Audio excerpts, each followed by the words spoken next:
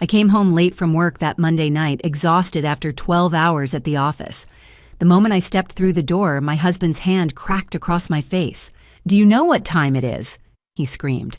"We've been waiting. Get in that kitchen and cook. Now." My daughter laughed from the couch. Not a word of defense, just cruel mockery. "You're so pathetic, Mom." I touched my stinging cheek and looked at them both. My husband, my daughter, the two people I'd sacrificed everything for. And in that moment, I made a decision that would change all of our lives forever. Thank you for being here with me. Before we continue, take a moment to comment below and let me know where you're watching from. I always enjoy seeing how far these stories travel. Also, please note, this story includes some fictional elements added for entertainment and educational purposes. Any resemblance to real names or situations is purely coincidental. It was 10 o'clock on a Monday night when I walked into my own home for the last time as a prisoner. I didn't know it would be the last time, not consciously, but something in my body knew. The way my fingers gripped my work bag tighter. The way my jaw set into that familiar clench I'd perfected over 30 years of swallowing words that could have saved me. The house at 2847 Arbor Glen Drive sat quiet in the Ballantine gated community, all manicured lawns and security gates. 3 bedrooms, 2.5 baths, granite countertops. The kind of place people pointed at on Sunday drives thinking those people have it made. They had no idea. The porch light was off. Nathan hadn't turned it on for me in over a decade. I fumbled with my keys in the dark, my fingers stiff from 12 hours reviewing financial statements. Senior accountant, controller, impressive titles that meant I was the one everyone called when the numbers didn't add up, when someone needed explanations for missing funds. My back ached from hunching over spreadsheets all day. The door clicked open. Inside, the living room glowed with television light. Nathan sprawled in his recliner, the expensive massage chair I'd bought him 3 Christmases ago. At 65, he still carried his college football build, though the muscle had softened into weight he used like a weapon. His gray hair was uncombed, reading glasses perched on his head like he'd forgotten them. Melissa sat curled on the couch phone screen, lighting her face. 29 years old, still living at home, working part-time retail when she bothered. She didn't look up when I walked in. Neither of them did. "Hey," I said quietly, setting my bag by the door. "How was your day?" Nathan grunted. The TV volume stayed the same, some cop show, all sirens and shouting. Melissa's thumbs kept scrolling. "Did you two eat dinner?" I tried again. "I can make something if—" "Figure it out yourself," Nathan said, eyes on the screen. Melissa snorted without looking up. "You're never here anyway." The words landed like stones. I'd heard them 1,000 times, but tonight they felt heavier. Or maybe I was finally tired enough to feel their full weight. "I was at work," I said, hating how defensive I sounded. "Someone has to—" "Don't start." Nathan's voice rose. "Don't start with your martyr act." I counted to 3. "I'm not trying to start anything. There's something important I need to—" "Important?" His chair snapped upright with a mechanical whir. He stood, and even at 62, I felt small. 6'2" of controlled anger. "You know what's important, Peace. Coming home without listening to your nagging. I'm trying to have a conversation." "Sounds like nagging," Melissa muttered, finally looking up. Her eyes, my eyes, the same dark brown, held nothing but contempt. Nathan stepped toward me. "Don't start your drama, I'm warning you." 30 years of conditioning screamed at me to apologize, retreat, make myself smaller. But tonight, something else was louder. "Nathan, we need to—" His hand came out of nowhere. The slap cracked across my face so hard my vision whited out. I stumbled backward, shoulder hitting the doorframe bag, sliding across the floor. Pain bloomed hot across my cheekbone, radiating into my jaw. The room went silent except for muffled TV dialogue. Then Melissa laughed short and cruel. "Maybe now you'll learn to quit while you're ahead." I stood there, hand pressed to my throbbing face, tasting copper where I'd bitten my cheek. But here's what surprised me. I wasn't afraid. I was calm, eerily, impossibly calm. This was the last time I thought the words crystal clear. I've made sure of it. Nathan breathed hard, fist still clenched, waiting for me to cry or crumple. Melissa had already gone back to her phone, bored. I lowered my hand, looked at them both, really looked. at the man who'd promised to love and protect me, at the daughter I'd carried and raised and sacrificed everything for. Strangers. They were strangers who'd been eating at my table, spending my money, breaking me piece by piece for 3 decades. Without a word, I turned toward the kitchen. Behind me, Nathan muttered something. Melissa's laugh followed me down the hall. The kitchen was dark except for under-cabinet lights I'd left on this morning. On the island sat a silver serving tray covered with a domed lid. I'd placed it there this afternoon before work, positioned perfectly in the center. My hands had stopped shaking. It was 10:15 p.m., and everything was about to change. I stood at the kitchen sink, my hands trembling as I splashed cold water on my face. The sting on my cheek was already fading, but the clarity in my mind had never been sharper. I looked at the silver serving tray sitting on the counter, its lid closed tight. I was 32 when I married Nathan. He was 35, charming, ambitious, full of promises. We were happy then, or at least I thought we were. I wore a white dress. He wore a suit that didn't quite fit. We honeymooned in Myrtle Beach and dreamed of a life together. I didn't know then that dreams could rot. Nathan lost his job for the first time. Not his fault, he said. Budget cuts, he said. But I saw the change. The drinking started. The anger followed. The first time he raised his hand to me, I told myself it was stress. The second time, I told myself it would get better. It never did. I'd been promoted to senior controller at my firm, a stepping stone to CFO. Nathan didn't congratulate me. He barely looked at me. And when I came home late that night, celebrating with my colleague Linda, he slapped me across the face and told me I was getting too big for my britches. That was the night I stopped pretending. I started planning in silence. First, the house. I'd bought it 15 years ago with my own down payment. Nathan's credit was too damaged from gambling debts to qualify for the mortgage. I convinced him to let me be the only name on the deed. Lower interest rate, I'd told him. He was too lazy to read the paperwork. The house had always been mine, legally, solely. Second, the divorce papers. I drafted them with my attorney, Sarah Whitman. Clean, simple, no contestation clause. I just needed Nathan's signature, and I knew exactly when I'd get it. Third, the financial evidence. 15 years of bank statements showing that my salary had been the only income supporting this family. Nathan's paychecks, when he had them, went to bars, casinos, and loan sharks. Fourth, the cameras. I installed 8 of them throughout the house, hidden in smoke detectors, picture frames, the hallway clock.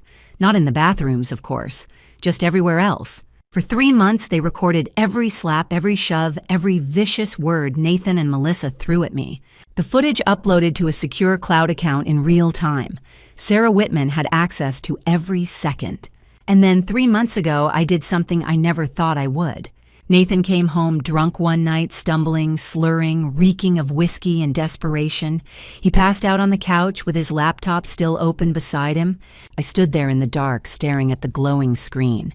For 30 years, I'd trusted him. For 30 years, I'd been the fool. Not anymore. I opened his work files, backup folders, expense reports he'd saved locally, ones he thought he'd deleted from the company server, fake client dinners, non-existent conference trips, wire transfers to his personal account. 73,000. I copied everything onto a USB drive. Then I created an anonymous email account and sent the files directly to his company's HR department with a single line. You might want to audit your sales manager. I didn't sign it. I didn't need to. The truth would speak for itself. Fifth, the eviction. I'd already contacted Bob Sullivan, the security chief at our gated Ballantine community 2 weeks ago. I explained the situation. I showed him the deed, the divorce papers, the camera footage.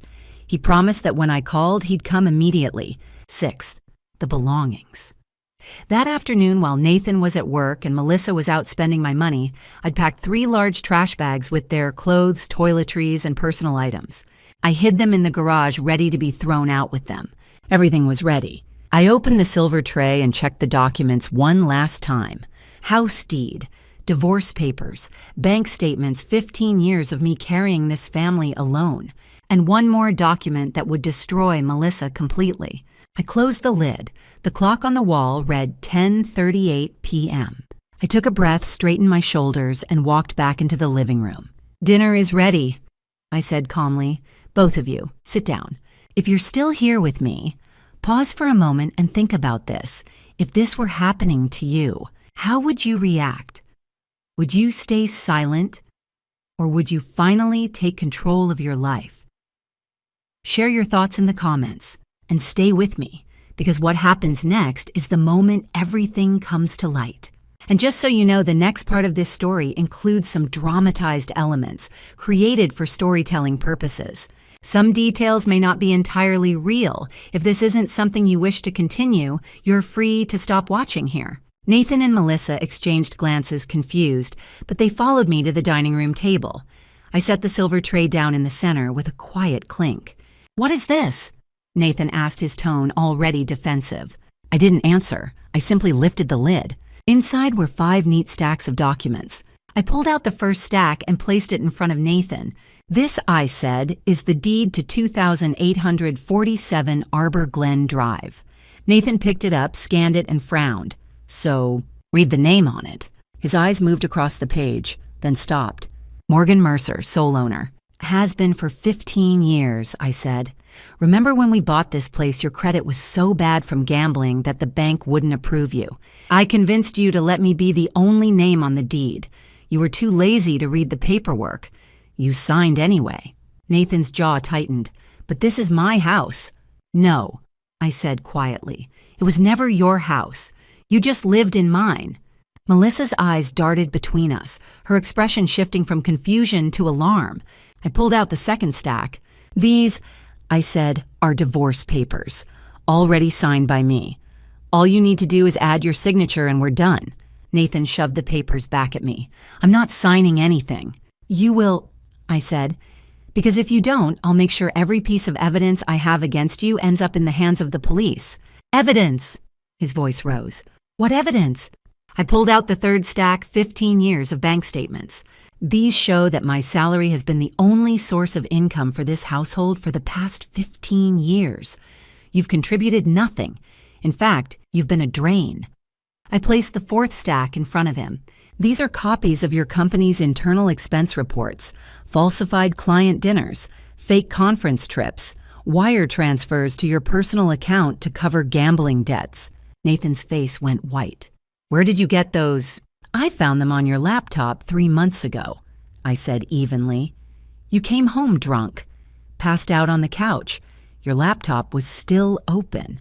I copied everything, every fake receipt, every wire transfer, every backup file you thought you'd deleted." Nathan's voice cracked. "You went through my computer. 73,000, I continued. 45,000 in payments to loan sharks, all documented. Nathan stood his chair, scraping loudly against the floor. "You had no right. I sent them anonymously to your HR department," I said, cutting him off. 3 months ago. I didn't need to sign my name. The evidence spoke for itself. Your company has been investigating you ever since, Nathan. They've just been waiting for the right moment to act." His hands balled into fists. "You set me up!" "No," I said. "You set yourself up. I just made sure the truth came to light." Melissa's voice broke the silence. "Mom, don't call me that," I said sharply. "You've called me Morgan for the past 3 years. Don't start pretending now." I pulled out the 5th and final stack, and this one I placed in front of Melissa. Her face went pale as she saw the top page. 3 credit cards, I said, opened in my name, using my social security number, my address, my information. Melissa's hands trembled. "I can explain. $22,000 in debt," I continued. "Across 3 cards. Forged signatures on every application. Identity theft is a federal crime, Melissa. You could go to prison." "Mom, please." Her voice broke into a sob. "I was desperate. You were selfish," I said coldly. "You've been living off me for 29 years, and when that wasn't enough, you stole my identity." Nathan lunged forward, grabbing the credit card statements. "This is fake. You can't do this." "I already have," I said. "Every document here is real. Every piece of evidence is backed up in the cloud. My attorney has copies. So does Ballantine Security." I stood facing both of them. "Here's what's going to happen. You have 2 choices. Option 1, you both sign the divorce papers, pack your things, and leave tonight. Quietly, no drama, no police.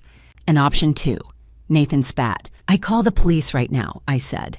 With all of this evidence, embezzlement, identity theft, domestic violence, I have 3 months of camera footage showing every time you've laid a hand on me, Nathan. Every cruel word, every threat. Nathan's face twisted with rage. You bitch! This is my house! I didn't flinch. Read the deed again. Your name was never on it. I'll fight you, he snarled. I'll take everything. You have nothing to take, I said. And if you try, I will bury you. For a moment, the room was silent except for Melissa's quiet sobbing. Then Nathan's face contorted, and he lunged toward me.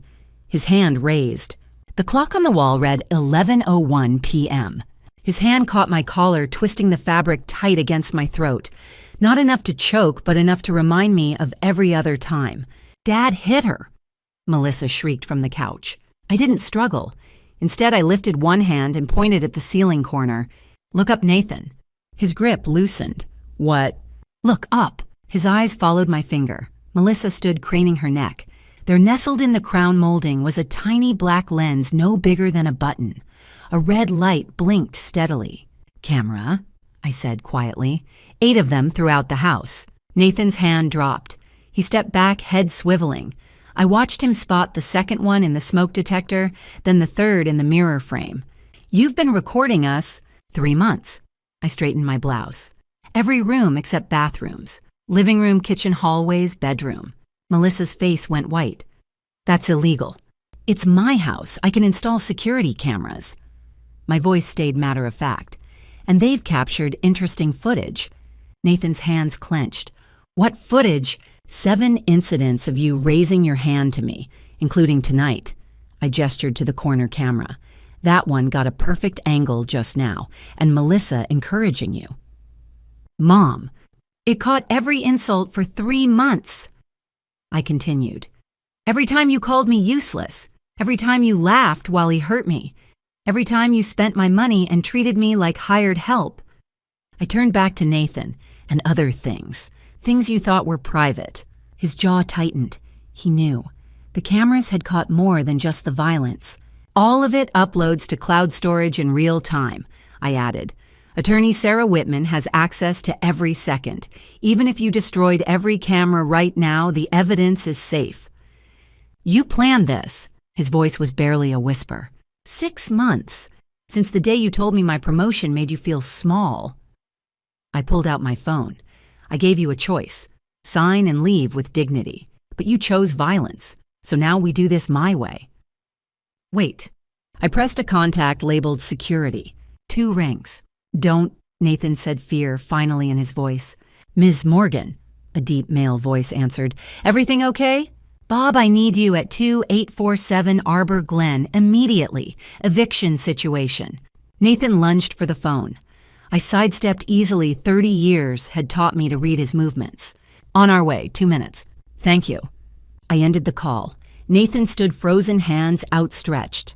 Too late, I said. They're coming. You can't. I already did. A siren chirped outside, brief, sharp official. Nathan heard it. His face crumbled from anger to panic. Melissa collapsed onto the couch, sobbing. This isn't happening. Nathan turned to me. For a moment, I saw the man I'd married, desperate, scared, small. You'll regret this. You'll be alone. Nobody. I looked at him and felt nothing but cool relief. I've been alone for 15 years, Nathan. Living with people who treat you like you don't exist. That's the loneliest thing in the world. I gestured to the documents, the cameras, the footsteps approaching outside. This is liberation. The doorbell rang. Firm knock. Security, Ms. Morgan. I walked past Nathan, frozen in the middle of the room, past Melissa with her face buried in her hands. I opened the door. Bob Sullivan stood on my step, tall and solid in Navy uniform. Early 50s gray hair, cropped military, short, calm authority from 20 years handling disputes. Another guard stood behind him, hand on his radio. Miss Morgan. Bob nodded respectfully. What's the situation? I stepped aside. He could see Nathan standing there, Melissa crying, documents scattered on the table. These 2 need to leave, I said quietly. Now. Bob's eyes assessed the scene professionally. He'd been Ballantyne's security chief 8 years. He knew our family. He'd seen the police reports I never filed, heard midnight arguments across lawns. He knew. Understood, he said. We'll handle it. The clock read 11:15 p.m. Everything I'd planned for 6 months was finally happening. I stepped back from the doorway. Bob Sullivan walked into my home with quiet authority, the second guard following behind, hand near his radio. Bob's eyes swept the room, Nathan frozen by the coffee table, Melissa sobbing on the couch, scattered documents everywhere. "Ms. Morgan," Bob said, "what's the situation?" I pointed at Nathan and Melissa. "They need to leave now." "May I see the documentation?" I handed him the house deed and divorce papers. Bob read them, angling toward the lamplight.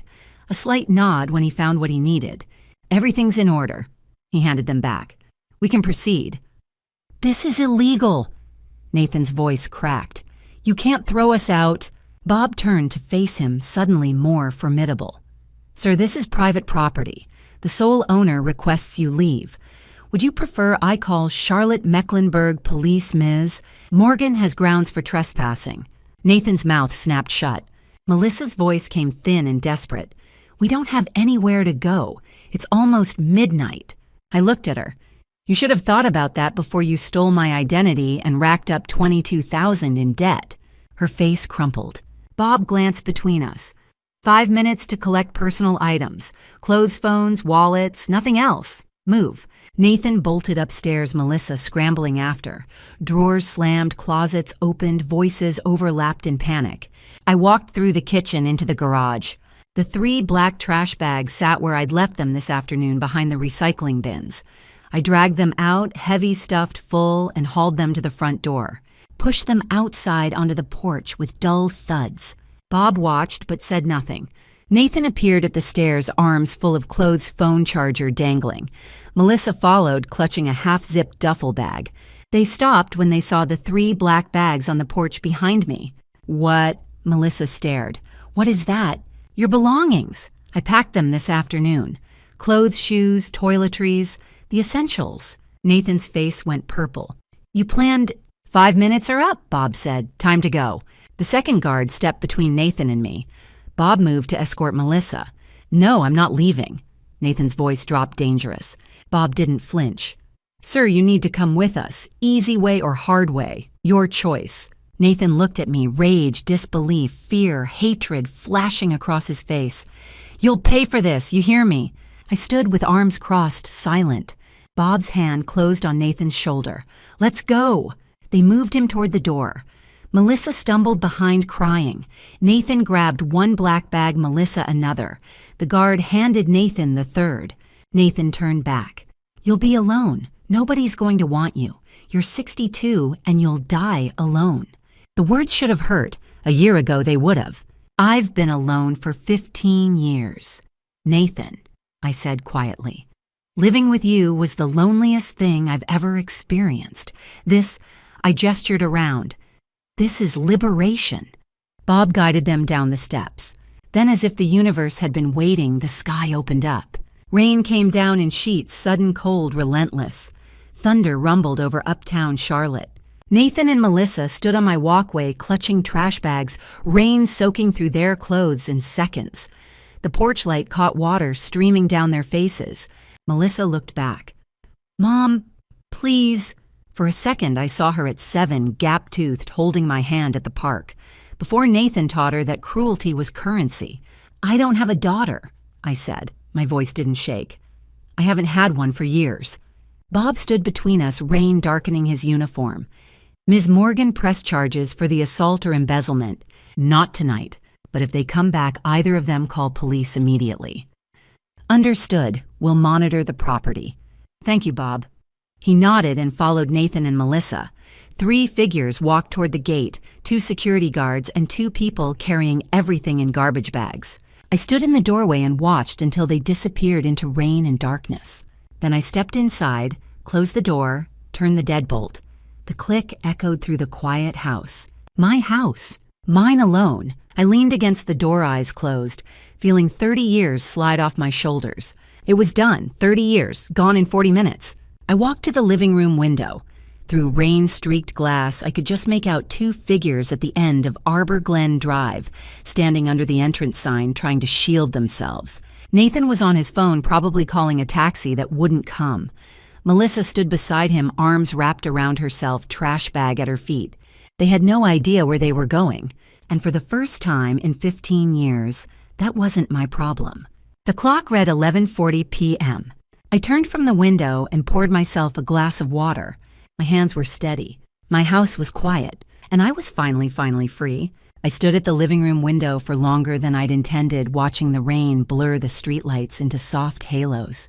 Even after they disappeared from view, I couldn't quite bring myself to turn away. The clock ticked past midnight. Tuesday morning, technically, the first hours of my new life. I wondered where they'd go. If Nathan would swallow his pride and call someone a friend, a co-worker, anyone who might take them in at this hour. If Melissa would finally understand what it meant to have nowhere safe to land. Through the rain-streaked glass, I imagined I could still see them at the subdivision entrance. Nathan jabbing at his phone screen while Melissa huddled under the decorative entrance sign that read, "Ballantine, a community of excellence." The irony wasn't lost on me. I learned later through Linda, who heard it from her neighbor who worked night security, what actually happened to them that night. Nathan had tried calling a taxi, 3 different companies, but with only $47 in his wallet and no working credit cards, his were maxed out from the gambling. Melissa's were the fraudulent ones in my name. No one would come. Uber and rideshare apps wanted payment up front. His account was frozen. So they walked. In the rain, carrying black trash bags, they walked to the nearest public park, a small green space about a mile from Arbor Glen Drive. There was a pavilion there, the kind with picnic tables bolted to concrete, where families held birthday parties on summer weekends. That's where they spent the night. I pictured Melissa's phone dying slowly, the battery percentage dropping as she desperately scrolled through contacts, trying to find someone who'd answer at 1:30 in the morning. I imagined Nathan sitting on a damp picnic table, his back against a support post, finally feeling the full weight of what he'd lost. Did they fight? Probably. Melissa blaming him for the gambling, the temper, the violence that had brought them to this moment. Nathan shouting back that he'd supported her for 29 years, conveniently forgetting it was my salary that paid for everything. With Mom's money, Melissa would have said, and maybe that's when it finally hit them both. The rain would have slowed around 3 in the morning. That's what it did in Charlotte. These spring storms that came hard and fast and then softened into drizzle. I imagine Nathan slumped on that stone bench, his back aching from the cold and damp. Melissa curled up on the table itself, using one of the trash bags as a blanket, crying herself into fitful sleep. At dawn, I was making coffee in my quiet kitchen by then. Nathan would have stood up, joint-stiff phone battery in the red. 12%, maybe less. "I'm going to the office," he would have said to Melissa. "I'll fix this." And Melissa exhausted and scared. What if Mom already told them? She wouldn't dare. That's what he would have thought. That I was bluffing. That the embezzlement evidence was fake, or that I'd never actually report him because it would embarrass the family. He'd spent 30 years underestimating me. Why would this morning be any different? I sipped my coffee, watching the sun come up through my kitchen window, my window in my house, and knew exactly where Nathan was headed. South Park, Morrison Boulevard. His office, where he'd worked for 2 years, where he thought he still had a job. He had no idea that yesterday, Monday, while I was at work and he was lounging in his recliner, his company had completed their internal audit. That the discrepancy reports were already on his CEO's desk. That HR director, Jennifer Walsh, had already drafted the termination paperwork. He was walking into an ambush and didn't know it. Melissa would have stayed in that park, I figured, clutching her trash bag phone down to 4%, wondering how her life had fallen apart in a single night. I set down my coffee cup. The clock on my microwave read 6:00 a.m. Nathan was probably halfway to South Park by now, walking along the main road still damp from the rain, carrying his pathetic bag of belongings and whatever was left of his pride. I should have felt something. Guilt, maybe, remorse. Some small pang of sympathy for the man I'd once loved enough to marry. But all I felt was the quiet satisfaction of a plan executed perfectly, and the deep, settled peace of finally being alone. At 7:45 that morning, my phone buzzed. It was a text from David, a colleague at Nathan's company. "Morgan just saw Nathan walk into the building. Looks rough. HR called an emergency meeting at 9. Thought you should know. I stared at the message from my corner office on the 40th floor. Through the window uptown, Charlotte gleamed in the morning sun, sharp, clean, unforgiving. Nathan had no idea what was waiting for him. I didn't respond to David. I didn't need to. I already knew exactly what was about to happen. Nathan walked through the glass doors of his office building, soaked and exhausted. His shirt was wrinkled, stained with rain and sweat. His hair was matted. He smelled like a man who'd slept in a park pavilion. The receptionist looked up, startled. "Mr. Mercer." "Morning," Nathan muttered, brushing past her toward the elevator. He had 45 minutes before anyone else arrived. 45 minutes to clean up, to look presentable, to figure out what the hell he was going to do. He didn't have 45 minutes. Nathan sat at his desk, staring blankly at his computer screen when the email notification pinged. From Jennifer Walsh, Director of Human Resources, subject, "Urgent meeting, required time. 9 a.m. Conference Room B. Nathan, your presence is required for an urgent meeting this morning at 9 a.m. in Conference Room B. This is mandatory and time-sensitive. Jennifer Walsh." Nathan's stomach dropped. He told himself it was routine, a scheduling conflict, a client complaint. But deep down, he knew. 8:45 a.m., the wait. Nathan sat in the hallway outside Conference Room B, his leg bouncing uncontrollably. His phone battery was at 4%. He had $12 left in his wallet. Melissa wasn't answering. And Morgan had destroyed him. The door opened. Jennifer Walsh stood in the doorway, early 40s, sharp suit, no warmth in her expression. "Come in, Nathan." He followed her inside. Sitting at the head of the table was Michael Grant, the CEO, 50 years old, tailored suit, cold eyes. On the table in front of them was a thick folder labeled Internal Audit. Nathan felt his throat close. "Sit down," Michael said. Nathan sat. Jennifer opened the folder. Inside were printouts, dozens of them, expense reports, wire transfer records, bank statements. "We received an anonymous email 3 months ago," Jennifer began, "with attachments, backup files from your own laptop, expense reports you thought you'd deleted, wire transfer records.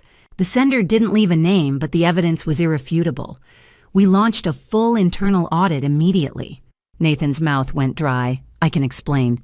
You embezzled $73,000.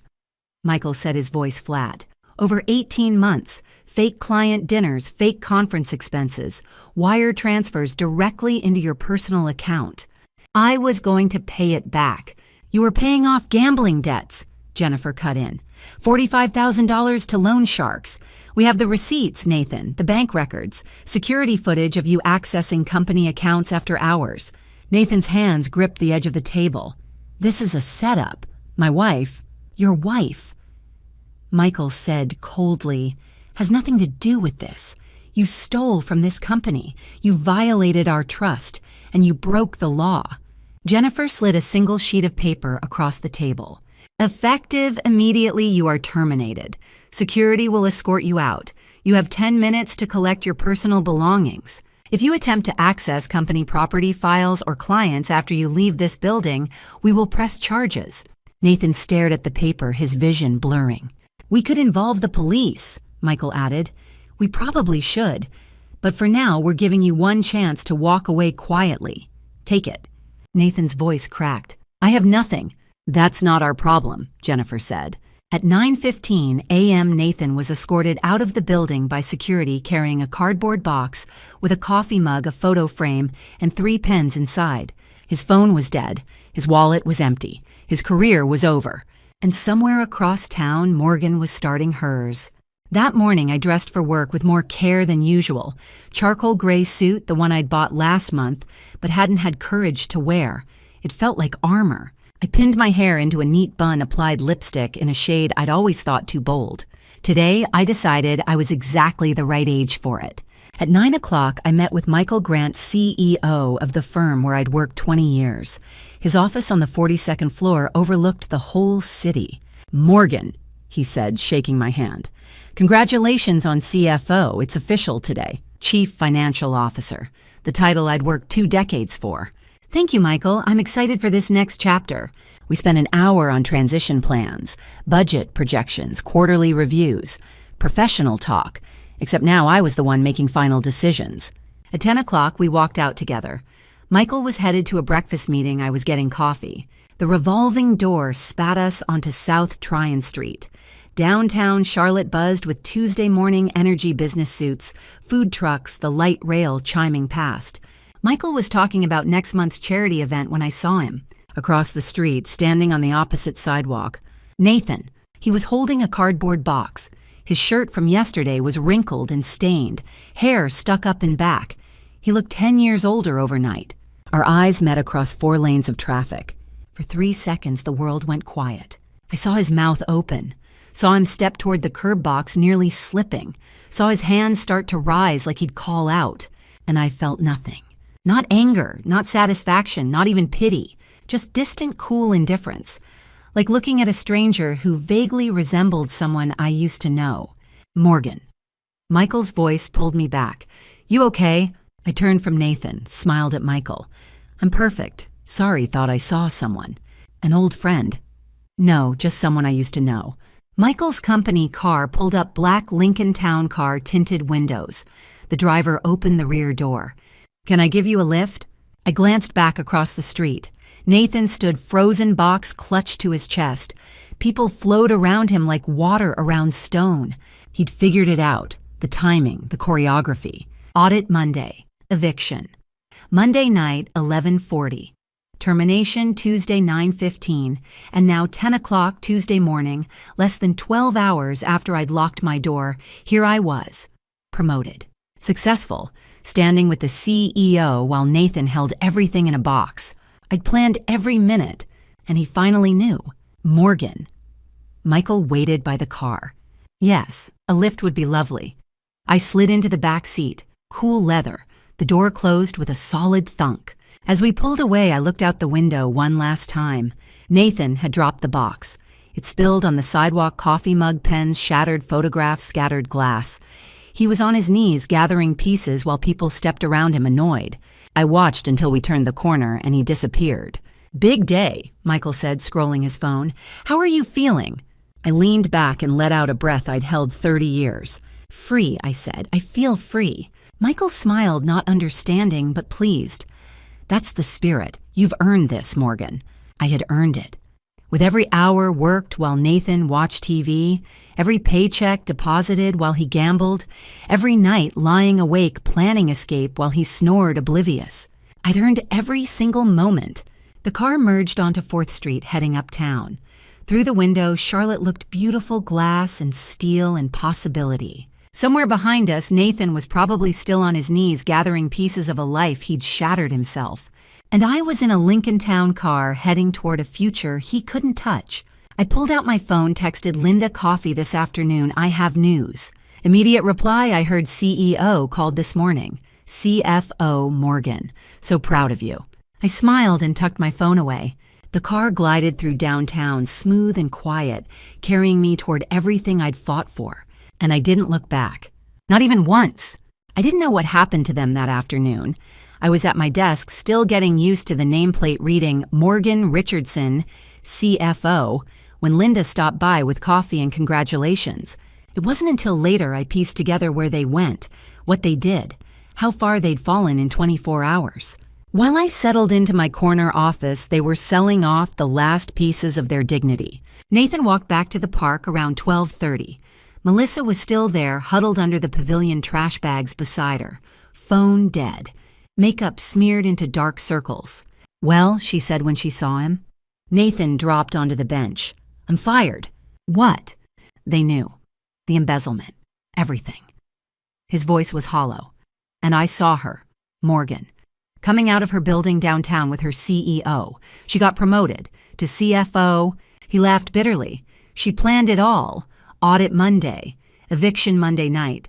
Fired Tuesday morning. Promoted Tuesday morning. She timed every piece.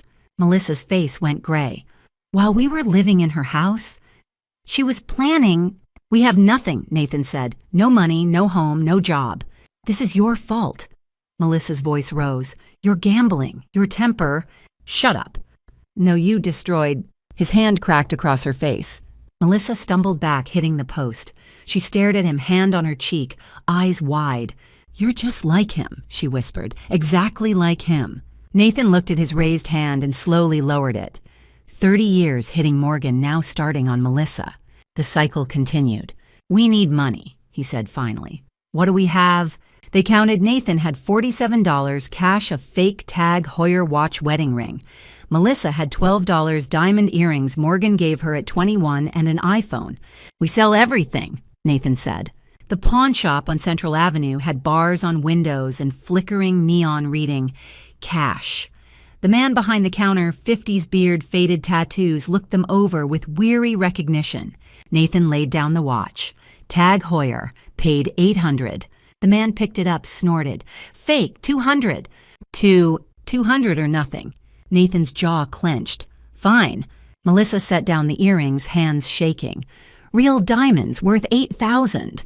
The man examined them through a loop. $650. $650. Melissa's voice cracked. "For $8,000 earrings." "Supply and demand. Best I can do." Nathan put down his wedding ring. 30 years of marriage. "How much?"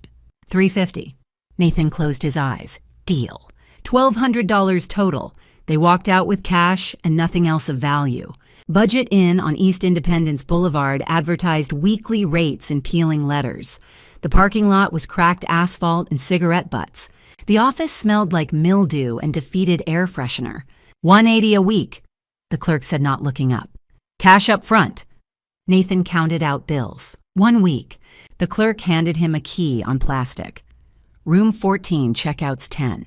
Room 14 had stained carpet, a flickering TV bathroom tiles that were maybe white in 1987. Melissa spotted a roach and made a strangled sound. They sat on the bed plywood with a thin sheet. "How did we get here?" Melissa whispered. Nathan didn't answer for a long time. Then, "Your mother. She destroyed us." "No." Melissa's voice was quiet but firm. "We destroyed ourselves." Nathan turned to look at her. "You gambled our money, stole from your company, hit Mom for 15 years, and I—" Her voice broke. "I stole her identity, laughed when you hurt her, treated her like nothing. She didn't destroy us, Dad. She just stopped letting us destroy her." Nathan had no response. He lay back and stared at the water-stained ceiling. Beside him, Melissa wiped her eyes and looked at the envelope, $1,020 Nathan had tucked under his pillow. Everything they had left. The clock read 6:47 p.m. Tuesday evening, less than 36 hours since Morgan served them dinner on a silver tray. Melissa lay down, turning away from her father, but she didn't sleep. She kept thinking about that envelope. "I didn't know it that night, but while I slept peacefully in my quiet house on Arbor Glen Drive, Melissa was making the same choice I'd made 24 hours earlier, the choice to save herself." Linda told me later what the motel security footage showed, what Melissa did in the dark hours of Wednesday morning while her father slept, and I dreamed of my new office with my name on the door. At 2 a.m, Nathan was finally deeply asleep. 48 hours without rest had caught up to him. He lay on his back on that terrible motel bed mouth, open snoring softly. Melissa lay beside him, eyes wide open, staring at the water-stained ceiling. She'd been lying there for 7 hours, thinking, calculating, coming to the same conclusion over and over. "I'm 29 years old, no college degree, no real job experience, no future. Dad's gambling will burn through that money in weeks, maybe days. If I stay, I'll drown with him. I have to save myself." At 2 o'clock exactly, she sat up. Slowly, carefully. The bed springs creaked, but Nathan didn't stir. She reached under his pillow. The envelope was right there, barely hidden. He'd been too exhausted to think about security, too broken to imagine his daughter would do to him what he'd spent 30 years doing to me, taking what wasn't really hers. Melissa pulled out the envelope and carried it to the bathroom, locked the door, sat on the closed toilet lid and counted under the flickering fluorescent light. $1,020, everything they had. She took $20 and put it back in the envelope. Enough for Nathan to eat for a day, maybe 2. Not enough to matter. The other 1,000 she folded carefully and stuffed into the front pocket of her jeans. She changed out of her sleeping clothes into jeans and a hoodie, washed her face, stared at herself in the spotted mirror and barely recognized the woman looking back. When had she become this person? She knew the answer. She'd always been this person. She'd just been better at hiding it when Mom was paying the bills. Melissa found a motel notepad and pen by the bathroom sink. Wrote quickly, "Dad, I'm sorry. I have to go. M." She folded the note, walked back into the room, and set it on the nightstand next to Nathan's side of the bed. He was still snoring, mouth open, vulnerable. 50 years of poor choices etched into the lines of his face. For just a moment, Melissa felt something like guilt. Then she thought about the envelope of money in her pocket, about bus tickets and fresh starts in cities where nobody knew her name. She opened the door as quietly as she could, slipped out, let it click softly shut behind her. The motel parking lot was empty except for a few beat-up cars and a pickup truck with a tarp over the bed. Security lights buzzed overhead, attracting moths. Somewhere in the distance, a siren wailed. Melissa pulled out her iPhone, still at 38% battery, and opened the rideshare app. Pick up Budget Inn, East Independence Boulevard. Drop off Charlotte Transportation Center. The fare came up $15. She confirmed it. Driver arriving in 8 minutes. She stood under a dying streetlight and waited, arms wrapped around herself, even though it wasn't cold. Just after 2 in the morning on a Wednesday. The world felt vast and empty and full of possibility. 8 minutes later, a silver Toyota pulled into the lot. The driver, a woman in her 40s with tired eyes, rolled down her window. "Melissa, that's me." "Hop in." Melissa slid into the back seat. The car smelled like vanilla air freshener and old coffee. "Greyhound Station?" the driver asked. "Yes, Charlotte Transportation Center." Running away or starting over? Melissa looked out the window as the Budget Inn sign faded behind them. "Is there a difference?" The driver smiled sadly. "Not really, honey, not really." They drove through empty Charlotte streets, past closed businesses and sleeping neighborhoods, and the occasional all-night diner. Melissa watched it all pass and felt nothing. No regret, no fear, just a hollow sort of relief. She had $1,000 and a phone and no one to answer to. It was more freedom than she'd ever had in her life. The motel security camera had caught it all, Melissa walking to the parking lot, getting into the car, driving away. But Nathan wouldn't check that footage, wouldn't even think to ask. He'd just wake up, read the note, and realize his daughter had done exactly what I'd taught them both. She'd chosen herself. At 2:30 in the morning, while Nathan slept in room 14 of the Budget Inn, dreaming whatever dreams desperate men dream, Melissa was halfway to the Greyhound Station with everything he had left tucked in her pocket. And I was at home in my bed, in my house, sleeping better than I had in 15 years. None of us knew it yet, but the story was far from over. Wednesday morning, I was reviewing quarterly budgets when Bob Sullivan called. "Ms. Morgan, your ex-husband showed up at the house." I set down my pen. "Did he try to get in?" "Tried. Couldn't. Locks are changed." He looked through windows, then broke down on the front step. Bob's voice softened. "I had to escort him out. He's in bad shape." "Thank you for handling it, Bob. He won't be back. I made that clear." After I hung up, I stared at the Charlotte skyline through my window. Somewhere out there, Nathan was discovering how thoroughly I dismantled his life. Then I went back to my spreadsheet. Later, Bob filled in the rest. Nathan woke at 9 Wednesday morning to an empty room. "Melissa," he called out. "Melissa." Silence. He sat up. The bathroom door stood open, empty. Her trash bag was gone. Every trace of her had vanished. Then he saw the note on the nightstand. "Dad, I'm sorry. I have to go. M." "No," he whispered. He reached under his pillow. The envelope was there, but too light. Inside, a single $20 bill. $1,000 gone. "She took everything," he breathed. "My own daughter." 30 years of taking from me and Melissa had learned the lesson too well. At 9:30, the motel manager knocked. "Mr. Nathan, week's up tomorrow, paying for another." Nathan looked at the 20 in his hand. A week cost $180. He had 20. "I don't have money." "Out by 10 a.m. Thursday, no exceptions." The manager left. At 10 o'clock, Nathan tried his phone. Called Melissa. "The number you have dialed is no longer in service." Called me. "The caller you are trying to reach is not accepting calls from this number." Emailed me. This sender has been blocked by the recipient. Nothing. No one. Nowhere. Nathan threw his phone across the room. The screen cracked but didn't break. At 11, he walked out of the Budget Inn and started the long trek to Ballantine. 45 minutes later, he stood at 2847 Arbor Glen Drive. The first thing he saw a sign on the lawn. Sold. No, he breathed. How? He tried his key. Didn't work. Locks changed. He looked through the front window. Empty. Completely, utterly empty. The couch gone. His recliner gone. Coffee table gone. Walls bare. No pictures, no furniture, nothing. Like no one had ever lived there. Nathan moved window to window. Kitchen empty. Dining room empty. Through the back window, he could see the upstairs bedrooms were stripped clean, too. It looked like no one had ever lived there at all. Nathan sank to his knees on the front step. She sold it, he whispered. But it's only been 3 weeks. But even as he said it, understanding crashed over him. I hadn't listed the house after evicting them. I'd listed it a month before. I'd signed the sale contract with a clause for immediate handover within the week. And because the house had always been solely in my name purchased 15 years ago, when his credit was too damaged from gambling to qualify, Nathan had no legal say in the sale.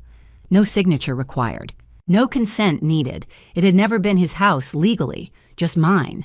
Professional movers had arrived at 4 a.m. on Tuesday, while Nathan was wandering the streets and Melissa was curled up in that park pavilion. By the time the sun rose Tuesday morning, the house was empty. Furniture, pictures, every trace of our lives gone, loaded into trucks and hauled away while they slept on park benches. $485,000 deposited into my account Monday afternoon.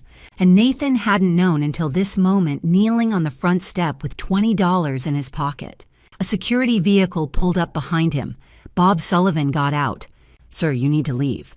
"This was my home," Nathan said, voice breaking. "I lived here 30 years, raised my daughter here."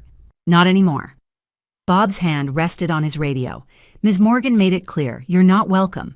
Return and she'll press trespassing charges." "Where am I supposed to go?" "Not my concern, but you need to leave Ballantine, now." Bob walked him to the subdivision entrance. Neighbors peeked through curtains, whispered behind doors. At the gate, Bob stopped. "I'm sorry it came to this, but you brought it on yourself." Nathan said nothing, just walked through the gate, heading back toward the Budget Inn. $20 in his pocket, nowhere to turn. Noon on Wednesday, 72 hours since I'd served dinner on a silver tray. Nathan had nothing. No wife, no daughter, no home, no job, no money, no future. Just $20 and the long walk back to a motel that would kick him out tomorrow. 6 months passed. I didn't see Nathan, didn't see Melissa, didn't think about them much, to be honest. I was too busy building the life I should have had all along. By June, 3 months after I'd locked that door on them, I was officially CFO. By August, I'd launched the foundation. By September, I was planning our first major charity event. But Linda kept me informed. She had a way of hearing things through her neighborhood network, through people who knew people who'd seen Nathan at the shelters or the free clinics around Charlotte. This is what she told me about those 6 months. Months 1 and 2. Nathan ended up at the Salvation Army shelter on North Tryon. It wasn't the worst place to be homeless in Charlotte, but it wasn't good either. Every morning he stood in line for breakfast, watery oatmeal, burnt coffee, a piece of fruit if he was lucky. Every evening, same line for dinner. In between, he walked the streets with a folder of resumes printed at the public library, applying for anything. Gas stations, fast food, warehouse work. No one would hire him. Word had gotten out about the embezzlement investigation. Even though he hadn't been formally charged yet, the whispers followed him. That's the guy who stole from his company. That's the guy whose wife threw him out. At night, he slept on a metal bunk bed in a room with 40 other men. The shelter smelled like sweat and desperation, an industrial cleaner that couldn't quite mask either. Men snored, coughed, cried in their sleep. Nathan stared at the ceiling and wondered how he'd gotten there. Months 3 and 4. Winter lingered into early spring, and Nathan caught a cold that wouldn't go away. It settled in his chest, made him cough until his ribs ached. But he had no insurance, no money for a doctor. The free clinic on Beatty's Ford Road gave him basic antibiotics and cough syrup. It helped a little, not enough. He kept losing weight. Shelter food wasn't enough, and he couldn't afford anything else. His clothes, the same ones he'd stuffed in those trash bags 6 months ago, hung loose on his frame. His face hollowed out, his hair went from gray to white. Linda said when her neighbors saw him at the clinic in April, she almost didn't recognize him. He'd lost 30 pounds, from 185 down to 155. At 65 years old, turning 66, he looked closer to 80. Months 5 and 6. By summer, Nathan was desperate enough to be dangerous to himself. He borrowed money from the wrong people, not the original loan sharks from before, but new ones, worse ones. When he couldn't pay them back, they found him behind a gas station on Independence Boulevard and made sure he understood the terms. Linda's neighbor saw him after that walking with a limp, one eye swollen shut. He tried calling Melissa's old number every few weeks. Still disconnected. He had no way to find her, no way to know if she was alive or dead, thriving or suffering. She'd vanished completely. He tried emailing me once more in July. The message bounced back blocked. Through the shelter grapevine, he heard that I'd been officially promoted to CFO in June, that I was doing well, that I'd started some kind of foundation for domestic violence survivors. The irony wasn't lost on him. One day in late September, Nathan sat on a bench in First Ward Park staring at nothing. He'd been sitting there for hours. A man walking by had given him $1, thinking he was panhandling. Nathan hadn't even noticed. His thoughts circled the same track they'd been on for months. I lost everything. Wife, daughter, home, job, dignity. Morgan was right. I destroyed myself. But I can't stop hating her. That last thought was the worst, because somewhere deep down he knew the hatred wasn't fair. I hadn't destroyed him. I'd just stopped letting him destroy me. But acknowledging that truth meant accepting responsibility for 30 years of choices. And Nathan wasn't ready for that. Might never be. He didn't know where Melissa was. Sometimes he imagined she was dead, overdosed in some city far away, alone and forgotten. Sometimes he imagined she'd reinvented herself, was living well somewhere under a new name, had erased him from her history, the way I'd tried to erase them from mine. Both possibilities haunted him. That evening, back at the shelter during dinner, a man Nathan vaguely knew sat down across from him. "You hear about tomorrow?" the man asked, spooning watery soup. Nathan shook his head. "Big charity thing downtown, convention center on College Street. Free hot meal, they're giving out coats and stuff. Some foundation's putting it on." Nathan looked up slightly. "Which foundation?" The man shrugged. "Don't know. Some big one. Rich people wanting to feel good about themselves, probably. But the food's supposed to be real, not shelter food, and it's going to be cold this weekend." Nathan was quiet for a moment. Then, "I'll go, not like I have anything else." The man nodded and went back to his soup. Nathan finished his meal and went to his bunk.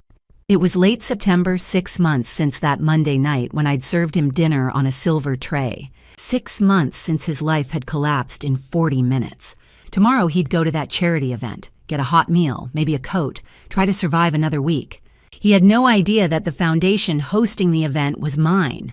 No idea that in less than 24 hours he'd see me again for the first time in half a year. No idea that the story he thought was over was about to reach its final chapter. The morning of the charity event, I stood in front of my bathroom mirror, straightening the collar of my black dress for the 3rd time.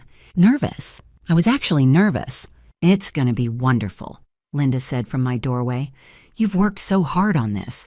The Hope Rising Foundation. 6 months of planning fundraising, coordinating with shelters and social services.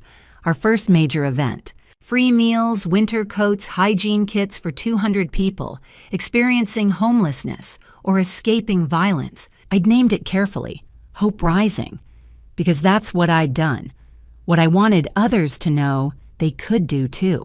"What if no one comes?" I asked. Linda laughed. "There's already a line around the block." I took a breath. "Okay, let's go." At 11 o'clock, I stood backstage at the Charlotte Convention Center on College Street, peeking through the curtain. Over 200 people filled the hall, lined up at tables, where volunteers handed out supplies. The banner hung above the stage in deep blue Hope Rising Foundation, supporting domestic violence survivors. Below it, founded by Morgan Richardson, CFO. Not Morgan Mercer. I'd taken back my maiden name in August. Linda squeezed my hand. Ready? As I'll ever be. I walked onto the stage. Applause filled the hall donors, volunteers, community partners. The people in line looked up with tired, cautious hope. I gripped the microphone. Good morning. Thank you all for being here. My voice echoed. I know what it's like to feel trapped, to lose yourself so completely you forget who you were, to believe there's no way out. The hall went silent. I spent 30 years in that place, and I'm here to tell you there is a way out. There is a future. I rebuilt my life at 62 years old. If I can do it, so can you. Applause came genuine and warm. Some people wiped their eyes. I finished my speech, thanked everyone, and stepped off stage. My heart pounded in a good way, a proud way. Linda was waiting with a hug. That was perfect. As we walked through the hall, checking distribution tables, I felt it. That bone-deep satisfaction of doing something that mattered, of turning pain into purpose. And then I saw him, Nathan, standing in line 20 feet away holding a box marked Hope Rising, inside a meal coat toiletries. He looked up, our eyes met. For 3 seconds, time stopped. He'd aged a decade in a year. Gaunt face, sharp cheekbones, papery skin, clothes hung loose, hair completely white. He looked 70, not 66, and I felt nothing. Not satisfaction, not vindication, not even pity, just distant, cool indifference, like looking at a stranger in someone else's photograph. He stepped toward me. Morgan, Bob Sullivan appeared, stepping between us. Sir, please keep the line moving. Please, I just need, sir. Bob's voice was firm but kind. Move along. Nathan's eyes found mine again, desperate and pleading. I turned away, continued my conversation with Linda. Didn't look back. Behind me, Nathan's footsteps shuffled away. Outside the convention center, Nathan stood on the sidewalk holding his charity box. People streamed past. He looked up at the banner through the glass doors. Hope Rising Foundation. She'd risen, built something beautiful from ashes, and he'd fallen, lost everything, become exactly the kind of person who needed her charity, and she didn't care. Not anymore. Dad, Nathan froze. That voice. He turned slowly. Melissa stood 10 feet away, half hidden behind a concrete pillar. 29, but looking older, thinner, wearing ill-fitting clothes. Hair shorter, dyed differently. But it was her. Melissa. His voice cracked.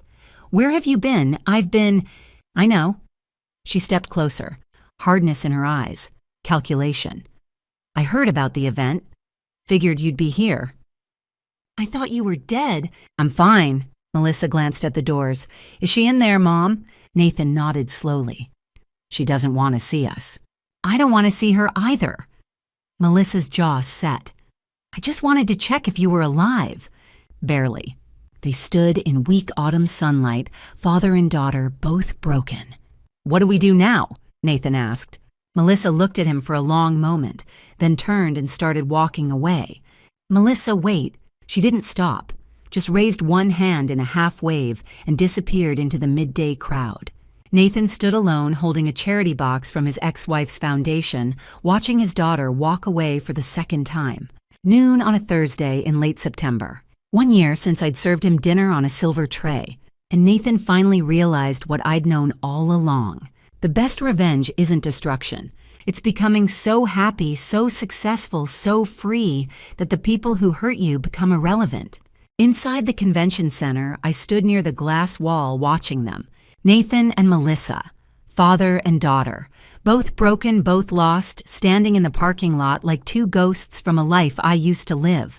Linda came to stand beside me, following my gaze. That's them, isn't it? She asked quietly. It was, I said, not anymore. Through the glass, I could see Nathan showing Melissa the charity box with our foundation logo. Could see Melissa's shoulders shake, crying probably. Could see them both looking back at the building, looking for me. Do you feel anything? Linda asked. I took a breath, deep, full, clean. The kind of breath I couldn't take for 30 years. Peace, I said. I spent 3 decades drowning. Now I'm finally breathing. Nathan gestured toward the doors, maybe suggesting they try to talk to me again. Melissa shook her head. Smart girl in the end. She knew.